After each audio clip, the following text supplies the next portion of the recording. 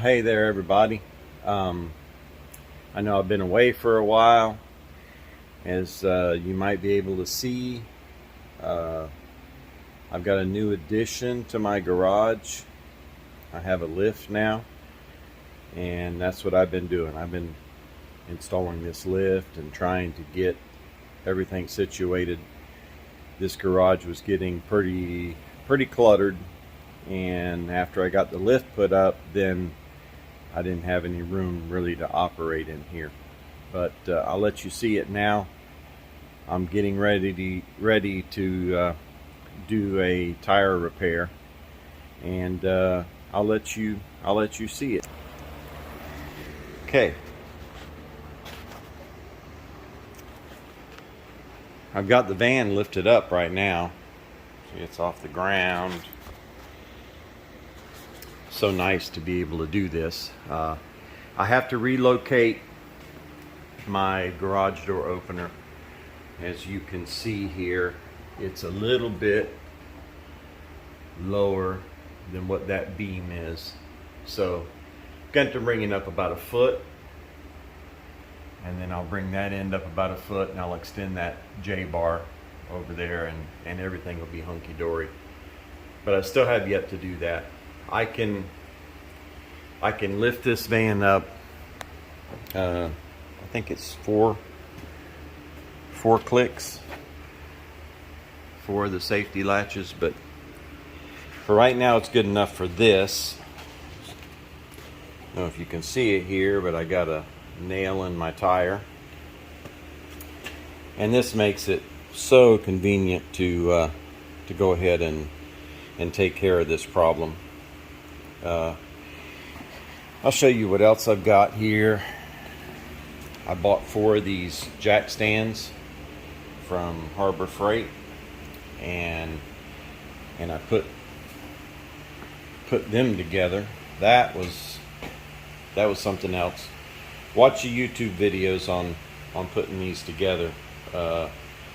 These bars here, you start at the bottom and work your way up, and you just put them together just barely finger tight. You just want to put a few threads on. Just spin the nuts on there. When you get a full nut, just stop, because when you get up here at the top, this is going to be all cattywampus, and you're going to have to force these around into a straight position and tighten them up. Then you work your way down, tightening everything else up. These brackets, I don't think, from the manufacturer, I don't think they're bent correctly. I think they should have more of a bend to them, but it's doable. You can put them together and go ahead and make them usable, but like I said, loosely. And make sure, the 2 things you got to remember: make sure and put the short side of the bend over here and the long side here, and be sure when you open the package up that you get the 3 long bolts, and you put them off to the side. They go in the top, the 3 long ones. And that's really all you have to remember. I went ahead and one of the videos I saw, they put Loctite on everything before they put it together. Well, I did not. I put Loctite on, but I put it on afterwards, and I just put 1 drop on the, I don't know if you can see it, maybe you can, maybe you can't. I put 1 drop on the end of the where the nut and the bolt meet each other, and that'll be enough to hold it on. Plus I used the red. I would rather had the blue, but I didn't have it. I had red here on hand. And the other extra thing that I did was these bearings that go between here. I put grease. I packed them in grease on both sides, and wow, they're really smooth. It really operates really nice. But until I go ahead and get the garage door opener lifted up, I can't lift this van anyway. The truck will be different. I think the truck will clear it. But I can't lift this van high enough to get these jack stands underneath it. I also bought another jack stand over here from eBay. No, Amazon.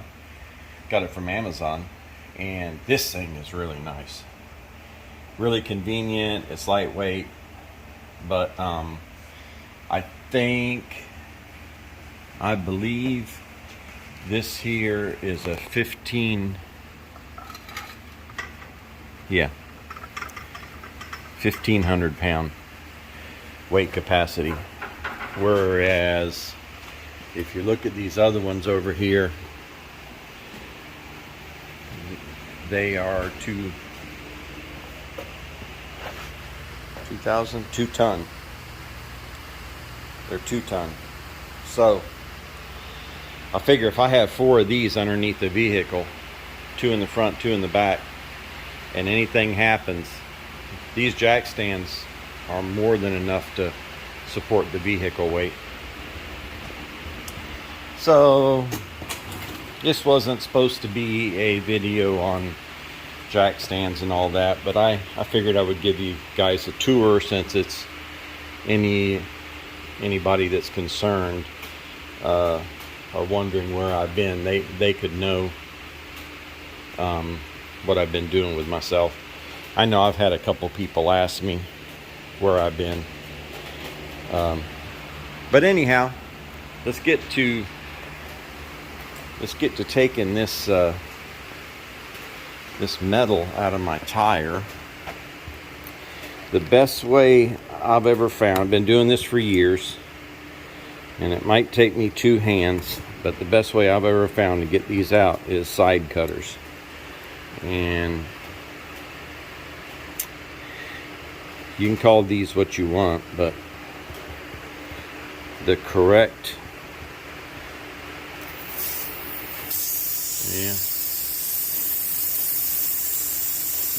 name for these are side cutters, and they're named that because if you see, they cut from the side. I have another set, I don't know where they are,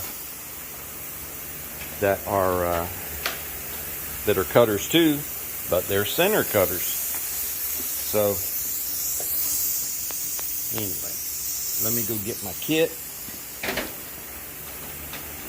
I've now got my tools more situated, and let's see, where is my tire? I think I've got 1 rope plug left. Oh yeah, yep, that's what I got. 1 rope. Oh no, I got more down here. Oh, well, that's nice. Where are my other?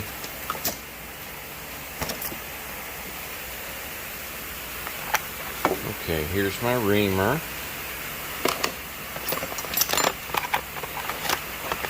Boy, it's raining outside like crazy. You would figure I have a day off work and it just rains like crazy. Well, fellas, I might have to search around here a little bit and find my my plug tool. So I'll come back in a minute. Well, I found my tool. It was right there in front of me. I just had to get some more light on the subject. So I'm going to get this reamer here, and I've probably told you before, I think I have. I normally get these reamers and I smash that. Well, actually, I've got another reamer that's another set that's a lot nicer than this. God knows where it's at right now. It has a set screw in here. They got a metal handle, and I took it out and I put it in my drill. Makes it a lot nicer. If you're doing this a lot, which I used to, it makes it a lot nicer to be able to just drill this in. Doesn't take so much effort.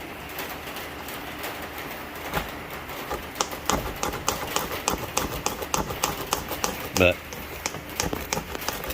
this is a reamer, And what you're trying to do, you're roughing this up for one thing, but you're getting the hole the right size and getting it big enough to accommodate the plug.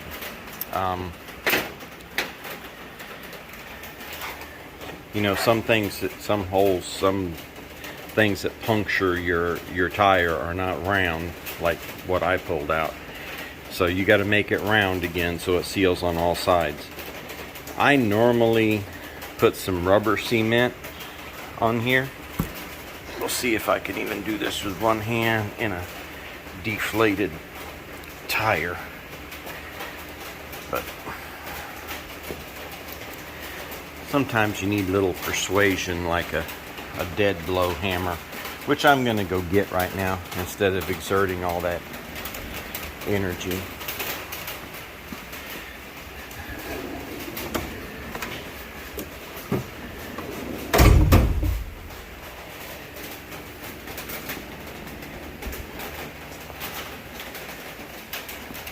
So what I'm going to do, I'm going to bring this down to a more proper angle, and I'm going to knock this thing in there. But I can't do it with two hands, so I'll be right back. Be 1 second for you guys. Well, I ended up having to spray a little 3M adhesive on it, give it some kind of lubrication. It's amazing. That can, I've had that can for years. I've used it for a whole bunch of stuff and it's still going strong. But anyway, I went ahead and got the plug in there, cut it off flush. It's best to cut that with a razor blade. It normally sticks on the inside of the side cutters. If you don't, it's a pain in the butt. But anyway, it's in there. I had to air up the tire, get some pressure on there because it just kept collapsing on me. It was a little bit contrary, but it was in a good position to get to it. It's in a good spot. So I'm going to fire up the air compressor again. I turned it off for the video. Fire it up, go ahead and air this thing up, and I should be good. Got pretty good tread on these tires. I just rotated these. The first job I ever did on this lift, I rotated the tires front to back, and or back to front, whichever you want. And it was after that I noticed I had the leak. Anyway, that should be all for this video here. See my license plate there? Isn't that cool? Should be all for this video. Until next time, y'all, God bless. Keep doing what you're doing, having fun, being safe. And until next time, see ya.